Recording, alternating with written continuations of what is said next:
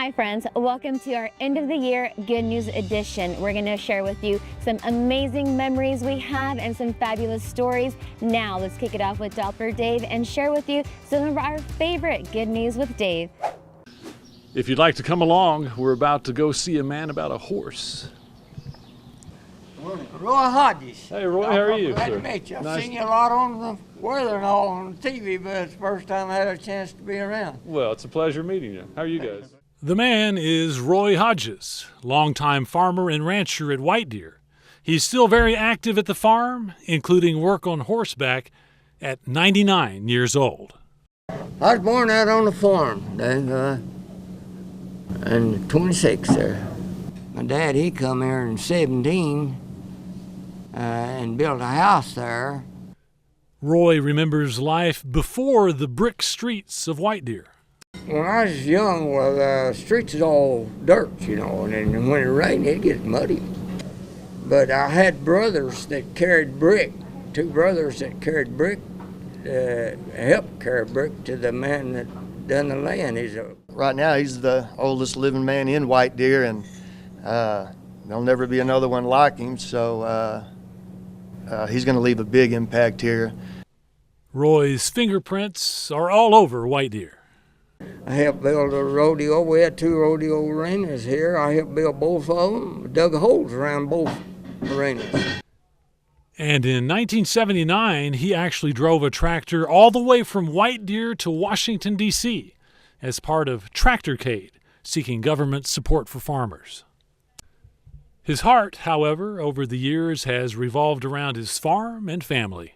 Out there, and then he built a pond for us with the dock and diving board and fish in there, so now it's all grown up, and our kids and his grandkids and great-grandkids get to go out there and fish and camp, and it's been a real blessing. And being on a horse is where he feels most at home. I had the honor of riding along with the Hodges gang for a while and hearing all about the ranch and love of horses. I've always liked cattle and horses. When I was a young boy, I got to riding horses. I always felt better, seemed like. I could have a little cold or something. I remember going out roping in the field, and it didn't feel good, real good. But to get to chousing around and jolting around, it just made me feel good. And even at 99 years old, Roy is still a big part of ranch operations. Every time we ride it, we have him with us. Yeah, he wants to go, and we want him right there. Heck, I still can't keep up with him. He'll be up on horseback, I'll turn around, and he'll already be like, I better hurry up and catch up. Thank you so much, Roy. It's so fun to come out and ride with you. Well, thank you. I'm glad you enjoyed it. Roy knows that he will someday be riding off into the sunset, but his legacy is already obvious. For now, he plans to simply saddle up and ride. So you're not going to give that up? Well, not for dare to. Now that's some good news. I'm Doppler Dave for NewsChannel 10. He was 2 years younger than I was, but we were best buddies all our lives. We played together all the time. At 97 years of age, Treva Mann told me about her brother Ray Johnson. About to finish his time in the Army, Ray was deployed to Korea in 1950. Amazingly, the day after arriving in Korea, he went missing in action. They just sent Mother and Daddy a telegram they delivered to the door and said he was missing. And that is all the family would know for decades, that Ray was unaccounted for. It was terrible, and it was every day wondering about him.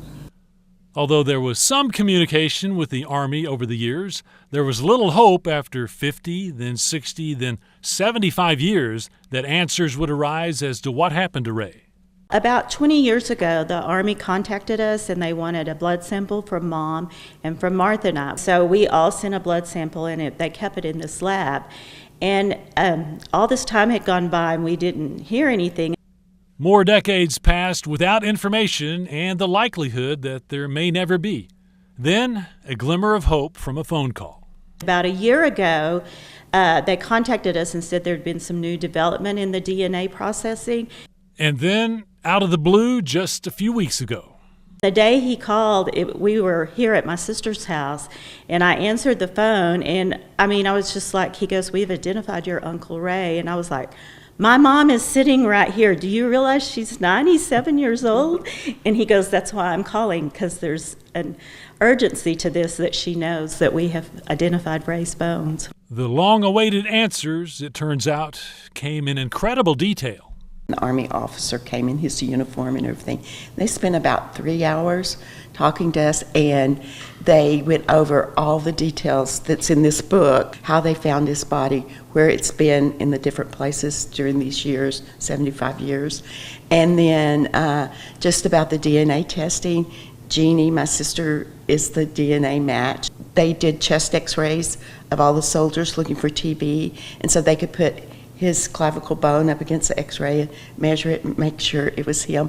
An isotope in a tube that said he was getting drinking water from Eric, Oklahoma, which is where they were from. It's made me so proud of our country that they still care about people 75 years ago that gave their life for our country, and that they still care enough to bring closure to a family. It was always that mother had a brother that was lost in the Korean War.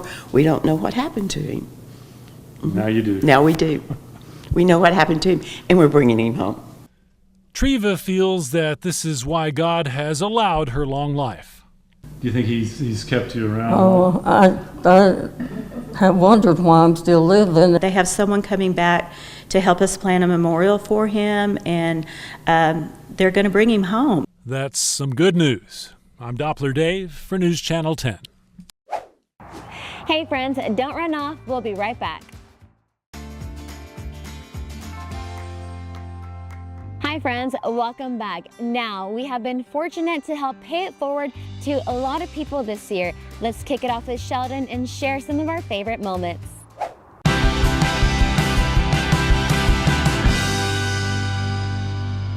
It's time for our latest edition of Pay It Forward with Carpet Tech. I've got Bethany here with us today. You say we find someone to go pay it forward to. Yes, let's go help someone out.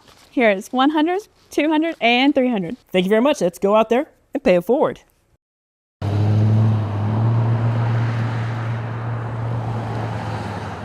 I want to help out Fabian Solis. He's at the shoe store on 34th and Western in Somnia with $300 because he does little shoe stuff and blesses people with shoes in his little shoe store. Awesome, and tell me a little bit about how it would make you feel to give him $300 today. Make me feel good, bless him.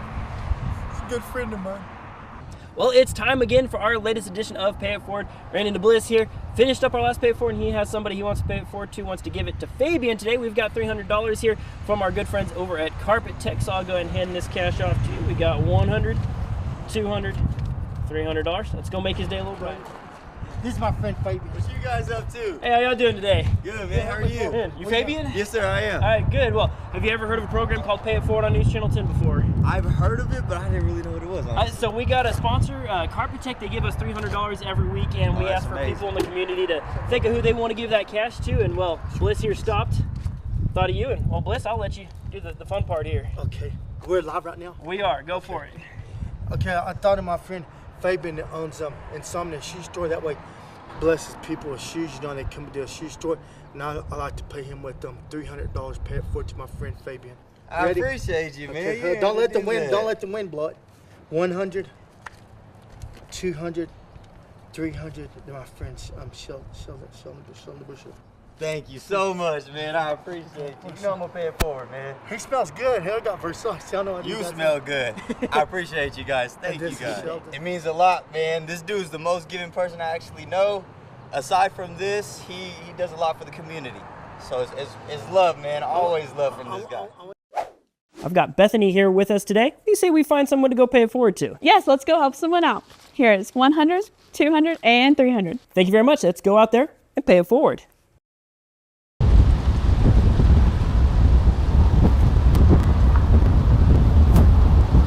Well, her name is Alita. It's a young lady who works for me in the barbershop. She's been in the industry for about 30 almost about 25 years. She's been going through ups and downs. She's just overcoming cancer.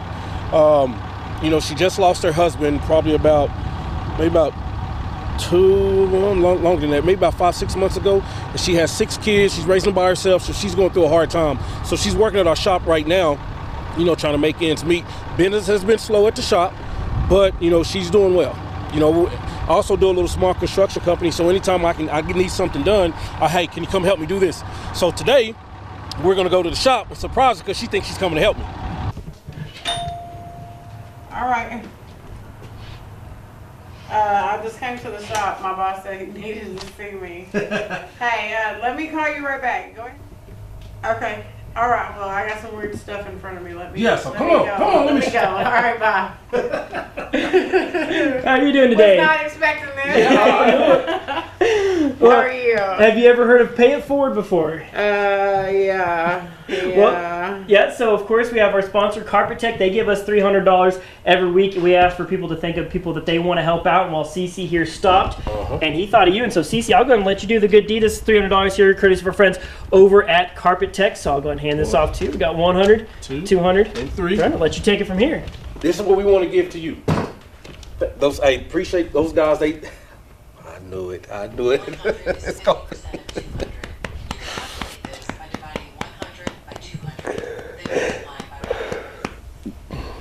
Thank you so much. Yes, ma'am. Okay, now I'm a big baby. You okay? I'm glad I took a shower before I came over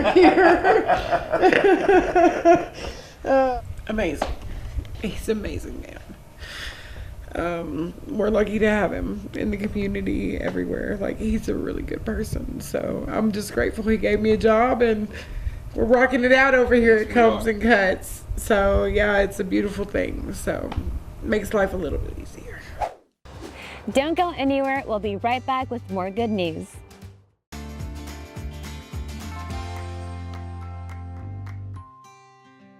Welcome back, friends. Here are a few more good news stories we think you'll enjoy.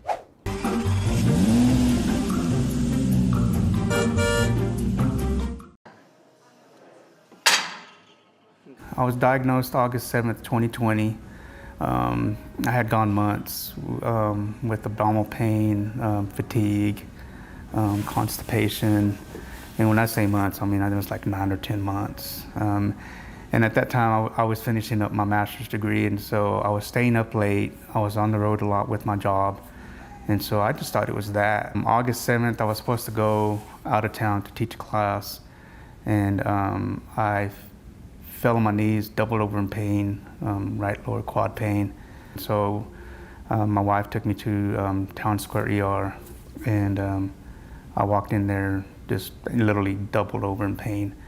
And so I told them what was going on, and they did a CT on me, and sure enough, it was a 3.5 centimeter mass on my ascending colon. So that was on a Friday, had surgery on Sunday, and they said that when they did the surgery, that it already had protruded my abdominal wall. And so they did some further tests, and sure enough, it spread into my lymphatic system. And so I went from 3C colon cancer to stage 4 terminal. And so they did the surgery for my port the week after that, and I started chemo September 9th, 2020. And so 4.5 years later, here I am. I think it's very important to stay positive, because if you don't fight, you're gonna pretty much deteriorate quicker. And I have too much to live for. My family, especially my grandkids, I wanna see them grow up, and the biggest thing for me, and I tell my wife all the time, what if they don't remember me? And I want my grandkids to remember me.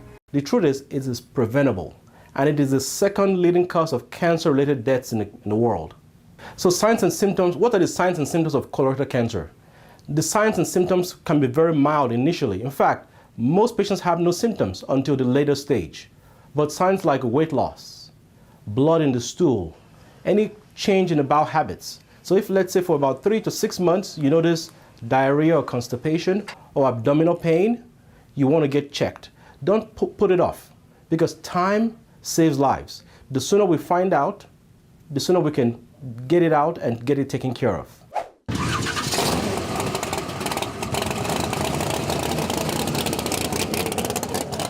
I've been racing since I was old enough to drive, 16. We started allegedly on the street, but I got to where I started coming to the track, and little by little I got a better race car, a bigger race car, to now I got this. And so we've been racing years and years. There for a while we used to just Puente racing, and after 2020 when Brandon passed away, his name is Brandon Puente, so we named it BP Racing, and we've been just BP Racing team for the last 5 years now. Brandon Puente was our son, Audrey and I's son. He was born with spinal bifida. Anything I would do is play sports, drag race. He was always my biggest fan, and so we just like to recognize him and keep him alive in our drag racing team. It means a lot. The very first, when I bought this car, this one, I've had it for 7 years, and I have a picture in the winner circle where Brandon is with us, and I have this car. So anytime I put in the winner circle, that's the first thing I think of is he was in one of the pictures with me and with this car. The speed has changed a lot. It's dangerous. I actually went on I-27 one night and I saw a race and it scared me. And I couldn't believe I used to do that. So it's very important for people to come out to the track, support the track, bring your cars, have fun at the track. There's safety equipment, there's safety people, so it's very important to come out to the racetrack. We're trying to get the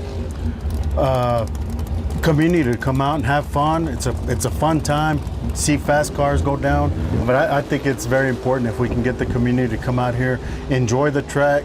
Let's just make Amarillo drag racing great again. Don't go anywhere. We'll be right back after this short break. Well, hey friends, here at News Channel 10, we have the opportunity to find and share positive and inspirational stories with you. And now we're bringing you those good news stories on Good News Edition, where we can highlight those great stories from around our area.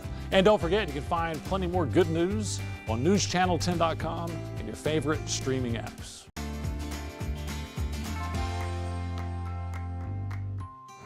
Hi friends, welcome back to our Good News Edition. Now let's squeeze in a few more stories before the new year. The latest gaming console, a brand new pair of shoes, or even a new car. These are all things teenage boys have likely wished for in their lives, but for 15-year-old Corinthian, his dreams look a little different. I have a lot of wishes, but being adopted is on that list. I think of finding a permanent home, whether it's your actual family or someone that's willing to take really good care of you. If I got to choose a mother and father, I'm okay with single parents. Just being there for me in general. Doesn't really, to me it doesn't matter on location, it just matters that they're there to care for me. Corinthian is in foster care and hopes one day to find a forever family who will care about him as he navigates life after high school. Along with being adopted, he also has other big goals for the future. As a future career, I want to be an automotive engineer. I want to build cars basically from the ground up, whether it's by hand or using factory tools. Corinthian tells us his biggest passion in life? Cars. I'm a huge car fan. I could tell you a lot about cars. This is with parents in general. I would like to go places, but car shows is something I'm big into.